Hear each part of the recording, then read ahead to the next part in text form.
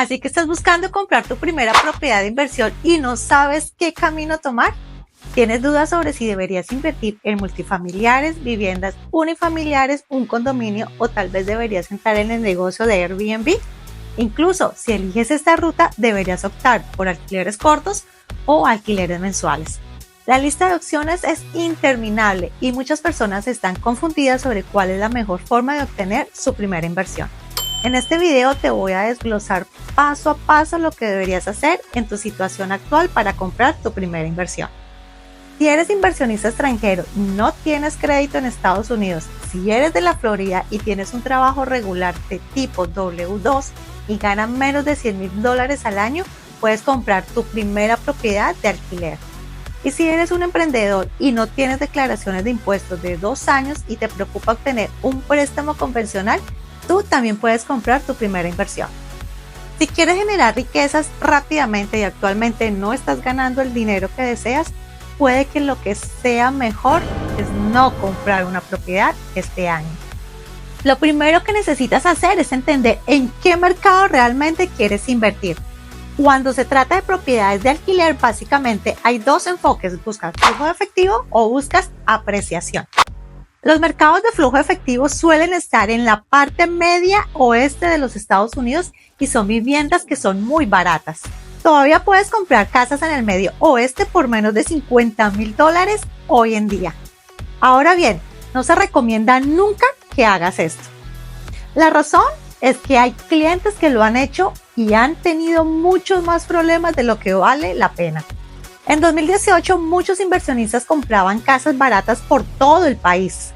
Un cliente compró una casa por $7,000 en Indiana, un triplex por $12,000 en Pensilvania y un dúplex en Michigan por $15,000 y algunas otras propiedades aleatorias por todo el país. Hoy pensaba, wow, ¿qué son esas ofertas increíbles? No hay manera de que pierda. Pero después de un año de tener muchas de ellas, se dieron cuenta de que definitivamente era un error por muchas razones. Una de las razones fue porque una reparación puede costar tanto como toda la casa. Por ejemplo, el triplex en Pensilvania, que costó $12,000, requirió una inversión adicional de $15,000 en reparaciones. Y aun cuando ya estaba en condiciones de alquilarse, seguía teniendo problemas de $1,000 mensuales que había que reparar, y esto básicamente consumía todo el flujo de efectivo. De hecho, el cliente estaba perdiendo dinero año tras año, a pesar de que no tenía un préstamo y lo había pagado en efectivo. Esta era una propiedad que generaba alrededor de $1,200 al mes. Es algo loco, porque la gente aspira a alcanzar la regla del 1%, que significa que lo ideal es que lo que pagas por la propiedad se rente el 1% de eso cada mes. Así que si tienes una propiedad de $200,000, idealmente debería rentarse por $2,000 al mes. Bueno, en esta propiedad, este inversionista tenía la regla del 10%, la compró por $12,000 y la rentaba por $1,200 al mes. Pero era el peor negocio incluso con esa regla, porque las reparaciones eran tan costosas y los inquilinos en ese tipo de propiedades no eran de calidad. Después de un año de lidiar con esto, simplemente la puso de nuevo en el mercado y terminó vendiéndola con pérdidas. Ni siquiera recuerda por cuánto la vendió, pero no fue tanto como lo que había invertido en ella. Esto nos lleva a uno de los problemas con los mercados de flujo de efectivo. Generalmente no se aprecian mucho. Si compras una propiedad por $50,000, es muy probable que valga $50,000 cuando la vendas. Un aumento del 20% en una propiedad de $50,000 sería $60,000. Un 20% de apreciación es bastante, y entonces cuando lidias con propiedades baratas como esta, no te vas a volver rico con ellas. Esto nos lleva al otro lado de la moneda, que es lo que hoy en día buscan inversionistas: los mercados de apreciación. Orlando, Florida sería un ejemplo de un mercado de apreciación. Lo bueno es que las propiedades van aumentando de valor con el tiempo. Lo malo es que cuando compras, usualmente no será rentable en el papel y en muchos casos estarás perdiendo dinero mensualmente. Pero si eres capaz de mantenerla a largo plazo, va a generar flujo de efectivo y va a apreciarse muchísimo. Para dar un ejemplo, hace 5 años en Orlando podrías comprar una casa por $300,000 en un vecindario muy bonito. Ahora, esa misma casa podría haberse alquilado por $1,800 al mes y tu hipoteca podría rondar los $1,800. Cuando suma los gastos de administración de la propiedad, la vacante y cualquier tipo de mantenimiento, perderías dinero cada mes. Así que en aquel entonces muchos inversionistas pensaban, bueno, esto no tiene sentido. ¿Por qué compraría una propiedad que no da ganancias o pierde dinero? Por otro lado, hubo un montón de inversionistas compradores de estas propiedades, como locos, y ahora entienden el por qué. Esa propiedad ahora vale entre $500,000 y $600,000. Además, ahora se alquila por al menos $3,000 al mes, así que no solo ha generado un gran flujo efectivo, sino que también ha aumentado entre $200,000 y $300,000.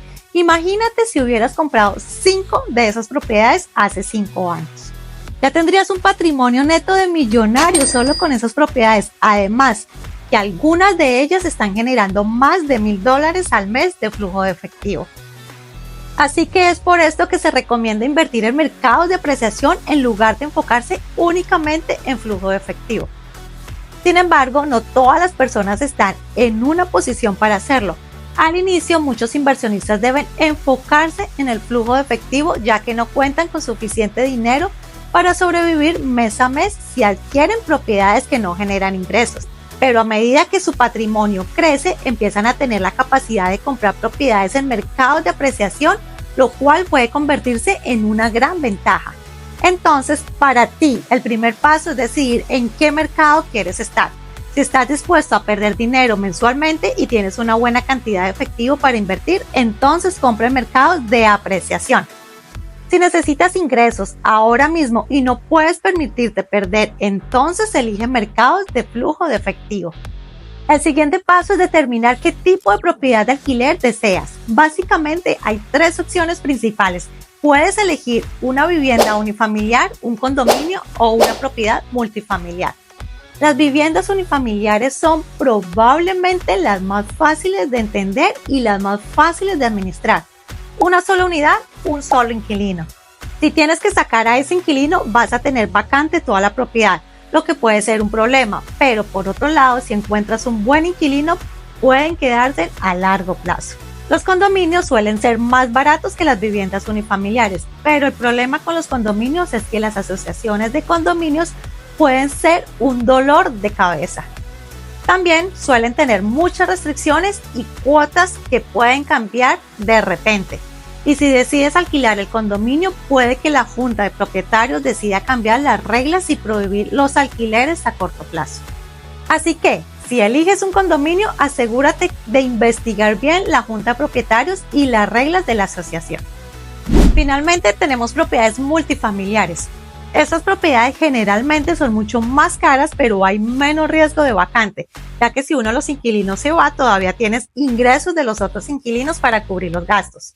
El problema con las propiedades multifamiliares es que a menudo los números no funcionan en mercados de apreciación como la Florida.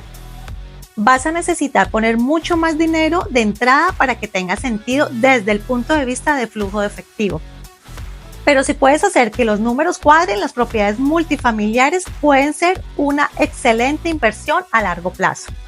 Ahora hablemos de los diferentes tipos de estrategias de alquiler. Básicamente tienes 3 opciones. Puedes alquilar a largo plazo, a mediano plazo o a corto plazo. Alquiler a largo plazo significa que vas a firmar contratos de arrendamiento de 1 año o más con los inquilinos. Es la forma más estable de ingresos y la que menos trabajo implica. Alquiler a mediano plazo es cuando alquilas por lo menos un periodo de 1 a 6 meses. Por lo general lo haces para enfermeras, para estudiantes o personas que están en la ciudad por un trabajo temporal.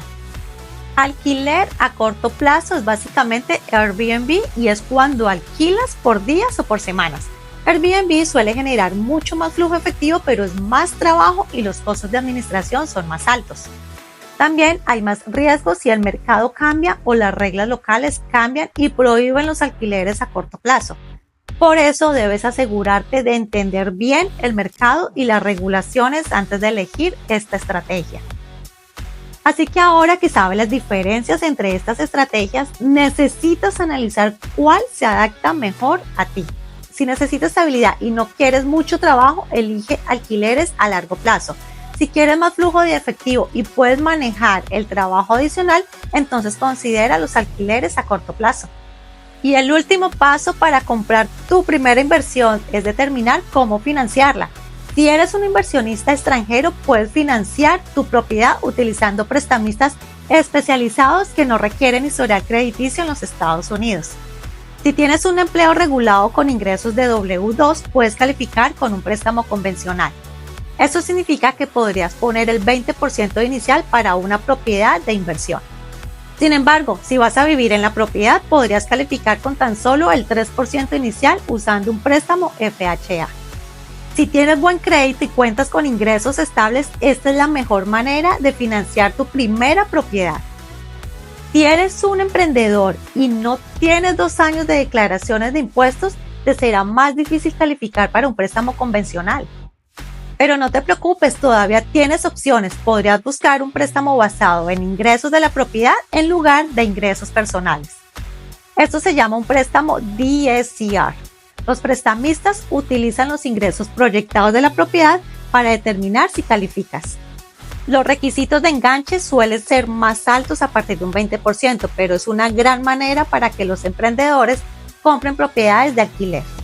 Pero lo que he visto que hacen muchos inversionistas inmobiliarios extranjeros es apalancarse con bancos americanos. ¿Pero qué quiere decir esto? Si tienen $300,000 para invertir en una propiedad en efectivo, lo que hacen es dividir ese capital para comprar 2 propiedades.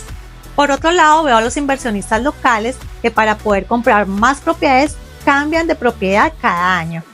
Compran una residencia principal, viven allí durante un año, luego compran otra casa para que sea como residencia principal, se mudan a esa casa y convierten la primera propiedad en una de alquiler.